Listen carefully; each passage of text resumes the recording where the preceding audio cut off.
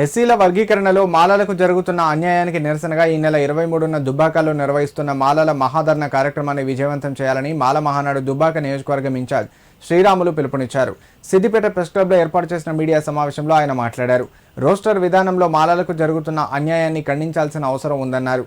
దుబ్బాకలో జరగబోయే ధర్నాలో సిద్దిపేట జిల్లా వ్యాప్తంగా ఉన్న మాల నిరుద్యోగులు, యువత, ప్రజలు పెద్ద సంఖ్యలో పాల్గొనాలని పిలుపునిచ్చారు. తెలంగాణ ప్రభుత్వం ఈ నిర్ణయాన్ని వెనక్కి తీసుకోకపోతే ప్రభుత్వాన్ని గద్దె దించే వరకు పోరాడతామని హెచ్చరించారు.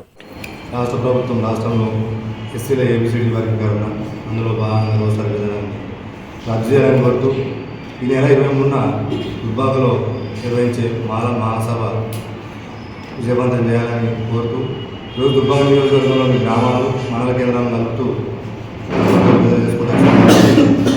ప్రతి మాలబిడ్డ నిరుద్యోగులు, ఉద్యోగులు, విద్యార్థులు ఈ బహిరంగ సభలో పాల్గొని విజయవంతం చేయాలని కోరుతూ దుబ్బాక మండలంలోని, నియోజకవర్గంలోని, జిల్లాలోని అంబేద్కర్ సంఘాలు, మానవానాడు సంఘాలు పెద్ద ఎత్తున తరలి వచ్చి ఈ బహిరంగ సభను విజయవంతం చేయాలని కోరుతూ మహానాడు తెలంగాణ రాష్ట్ర మాల మహానాడు పిలుపు మేరకు సిద్దిపేట జిల్లా దుబ్బాక నియోజకవర్గంలో ఈ నెల 23వ తారీఖు ఆదివారం రోజున మాలల ఆత్మగౌరవాన్ని దెబ్బతీసే విధంగా కేంద్ర రాష్ట్ర ప్రభుత్వాలు ఏదైతే ఏబిసిడి వర్గీకరణ రోస్టర్ విధానంలో మాలలకు చేస్తున్న అన్యాయంపై మాలల మహాధర్నా కార్యక్రమం నిర్వహించడం జరుగుతూ ఉన్నది.